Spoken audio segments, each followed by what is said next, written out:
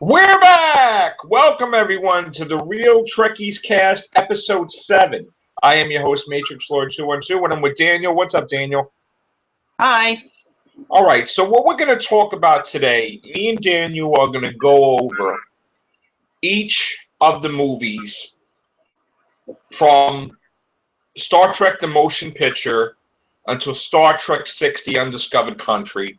And Daniel is going to basically explain why he likes the movie or he dislikes the movie and, go over some stuff. So we were talking about it the other night. Why don't you have talk about the first movie, Star Trek the Motion Picture, Daniel? All right. I remember watching this movie, and I was like, "Oh my god, this movie was good. I liked it. I know people call it a slow motion picture. I find it slow too. I mean, there's very little casualties in the movie. It's very slow. It's a good movie. It's just not what I want in a movie. Right. And in the end, yeah, you have this big cloud like V'ger, and like, what's the big deal? Okay, it comes to Earth, and then what? Like, they talk to it, and then everybody makes peace, and then they go their separate ways. That was Roddenberry's vision. That's how he does his stories. And to tell you the truth, they're not very entertaining like that. Right. There's no consequence. There's nobody. Very few people get offed.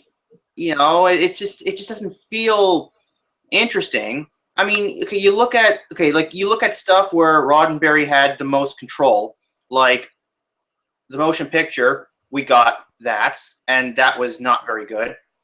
In the end, everybody makes peace. Everybody goes home their separate ways. That was Roddenberry's vision. That wasn't very entertaining. Then we move forward. We get Star Trek: The Wrath of Khan. Nicholas Meyer came on board.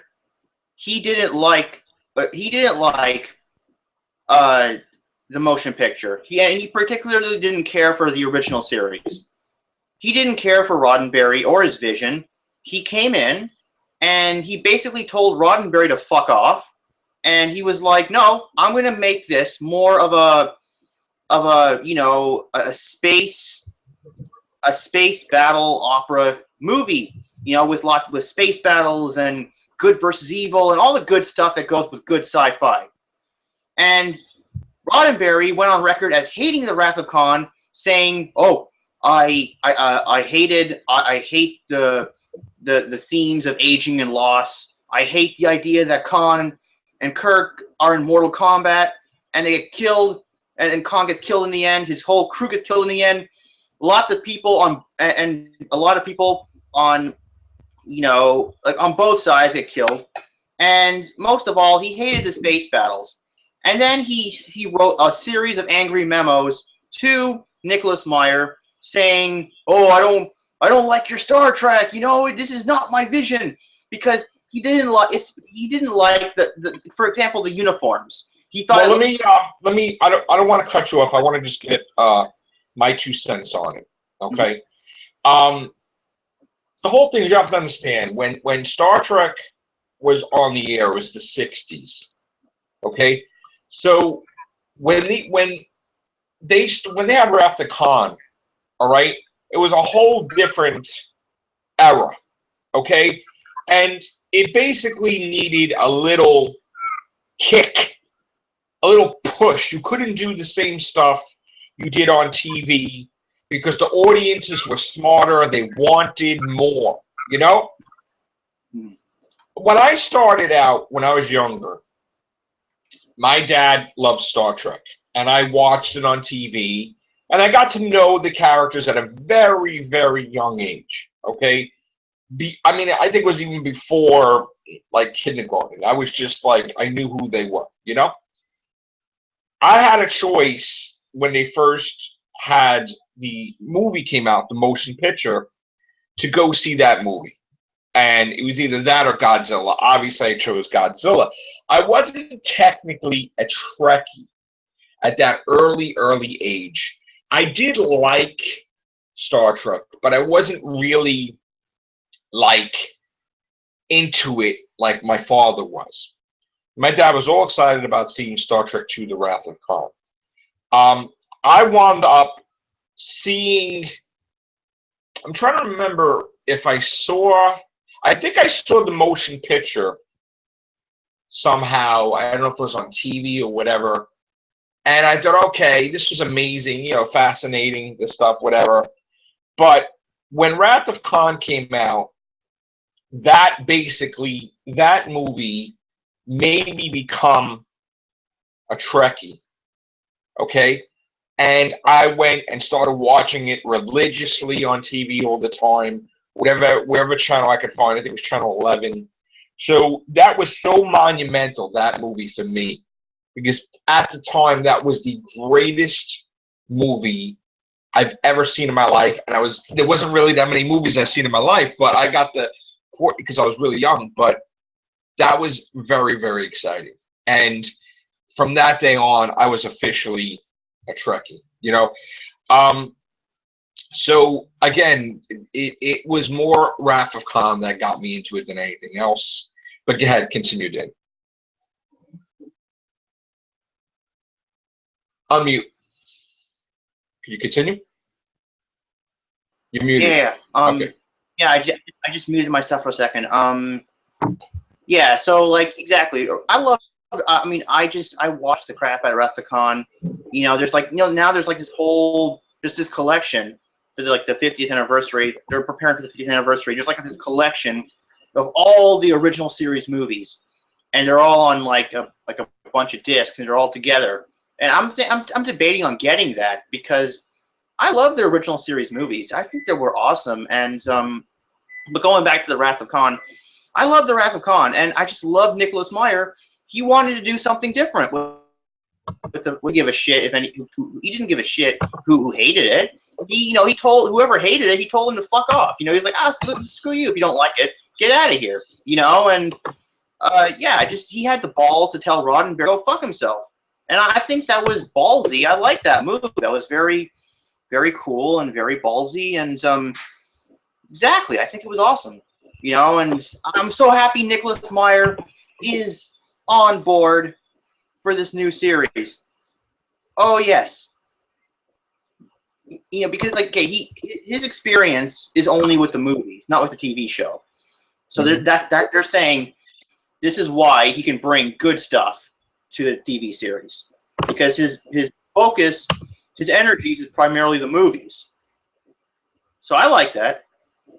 It's cool. He's great. Okay. Now, what did you think of Star Trek 3? Oh, I love the search for Spock. Was so awesome. I loved it so much. Oh my God, Christopher Lloyd as Courage was an awesome character.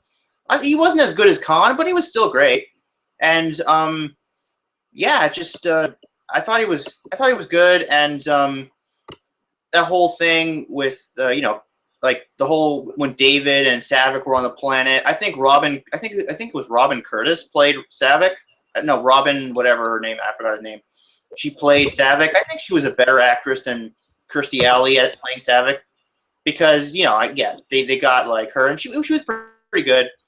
And the whole thing where they killed Kirk's son on the planet, the Klingons did, that added some weight to the story. I thought Kirk's his reaction to knowing his son was killed by the Klingons was pretty good. His reaction was very emotional. That was emotional. That was dramatic. Yeah. I agree. And yeah, two and three are my favorites. Yeah. They were two. It was 2, and then it was 3, and then it was 6. And then it was 4, and then it was motion picture, and it was 5. But it was good. Now, what about now Voyage Home? They did something different. It wasn't really that. I mean, what was that your cup of tea though? With the whales, it didn't have. Arguably, it didn't. A lot of people. It's true. Not one shot was fired in that movie, but it was still good. I suppose it was still good storytelling.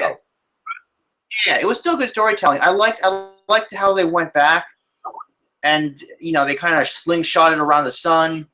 No, they did that before, though, in the classic series. Yeah. Yeah, because if you get caught into the in the gravity well of the star, you get pulled in. That's it. You're dead. Mm-hmm. So it was very, very, very risky to do.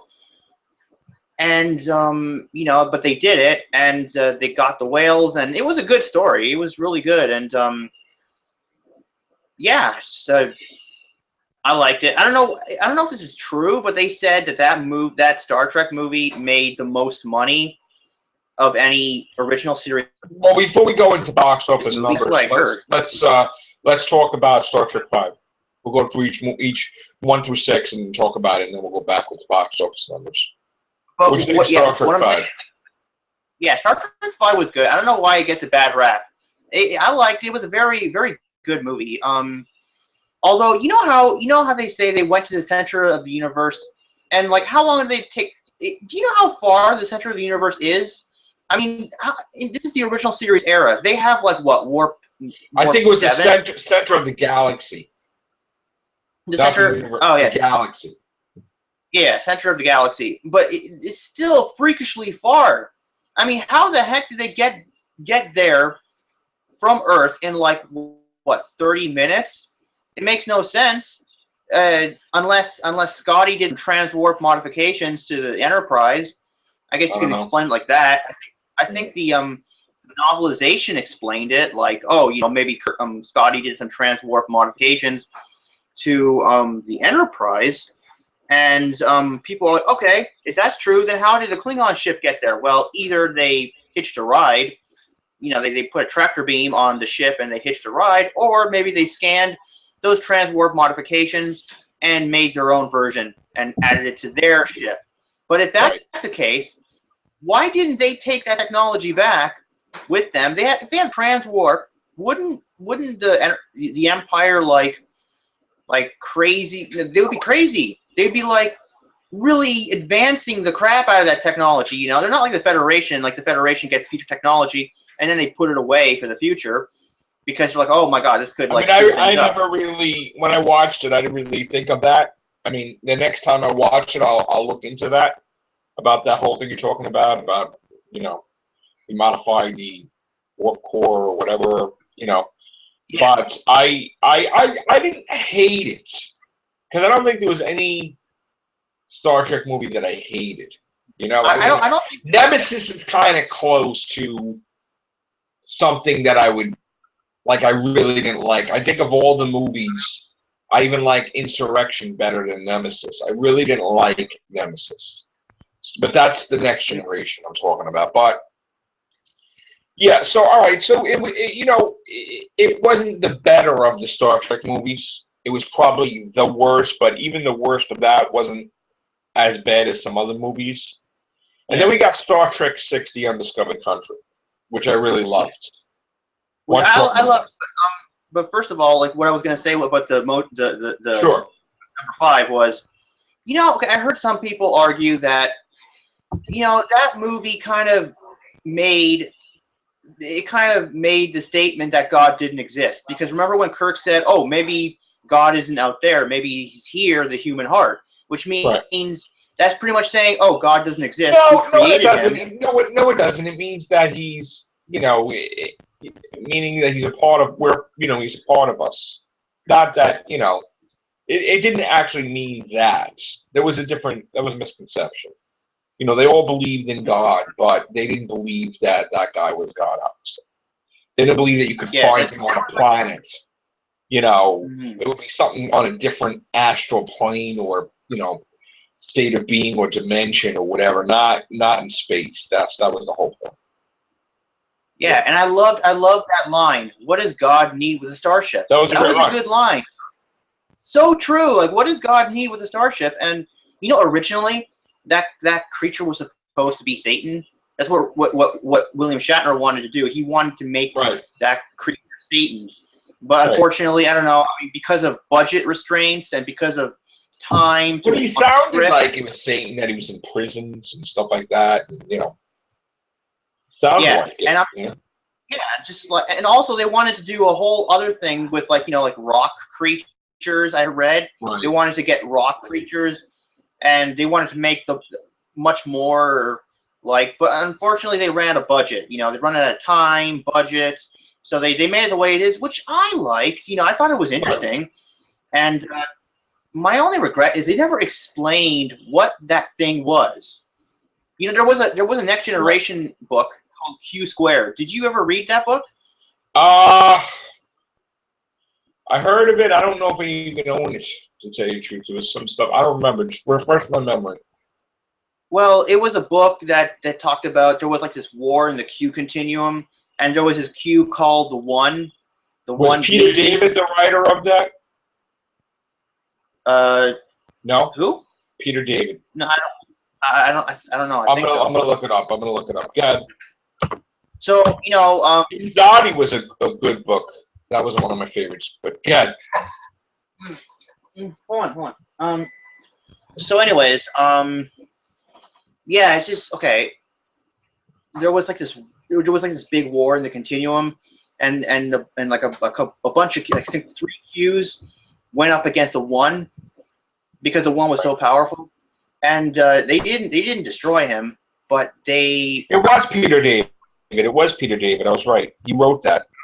Yeah, they did. He wrote that. Oh, and Trelane. Yes. I think I read something towards the effect. No, I don't remember. I don't think it was Trelane. I think Trelane was a part of that group that fought him. I think it was the Q from Next Generation, Trelane, and another Q. Right there. They went there. up Q Squared. Yeah. Yeah. What? Yeah. I think it was Q Squared. Yeah, but I probably have it in the closet somewhere. I remember reading it, but I don't remember how it ended or most wait, hold on. Maybe it wasn't Q Squared. I'm not really sure what the book was called, but it was Next Generation novel, and they were talking about like this one Q that was so powerful that 3 Qs needed to defeat him. You think to yourself, wow, if Qs are so powerful that their power is infinite, and they needed 3 of them to fight this one, how strong this one could have been? I don't know. I mean, it's astronomical to think how powerful this guy could have been. I mean, for all we know, he could have been more powerful than, I don't know, whatever, but it doesn't matter. So, they I think they weakened him, and they imprisoned him in the center of the galaxy, and they were like, okay, they were trying to explain that thing from Star Trek V was the One that was imprisoned. Oh, okay. But then, I guess they weakened him to the point where, like, they didn't take his powers away, but they just weakened him. He still had everything, but he was just really weak and everything. So, and then like the whole thing where the bird of prey kind of like fired on it and it blew up, which is weird. I'm thinking, wow. I mean, what do you think happened to it? I think the thing died. I think the entity or whatever. I don't know. I mean, so much lack of explanation. There's so much lack of explanation, but right. There Let's go on to 6. Go on to 6. Star Trek 6. We can cover this in the next episode when we have more time. I like 6. 6 was good. It was interesting. It was like I started off with the Praxis incident where Praxis exploded, and they pretty much said it was due to the Klingon moon. Right. It was gonna they were gonna cease to be. Yeah, in a certain amount of years, they needed help from the Federation. Yeah, and I thought it was pretty interesting, and the whole thing. They pretty much said it was like an allegory of Gorbachev coming to the West. Mm-hmm. It was like the wall coming down in space, and they kind of like. It was very political. It was a very political movie, basically. Yeah. Reflecting the times. It was good. I liked it. I thought it was interesting, and the whole thing with what's that actor's name again? He played a Cardassian in Next Generation. He played. Well, Christopher Plummer. Are you talking about? That played the Klingon commander. Not Christopher Plummer was a good. He was Chang, and then I'm talking with the Chancellor. The Chancellor of the High Council. He was on Next Generation. He played a Cardassian. Remember the Cardassian who tortured Picard? Yeah, Yes, yeah. that was a good one, actually.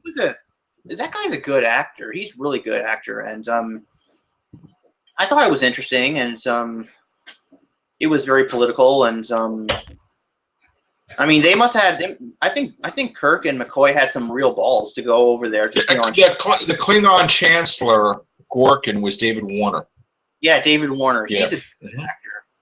You know, he does a lot of voice work. He's a lot in Star Trek. He played a lot of different roles in Star Trek.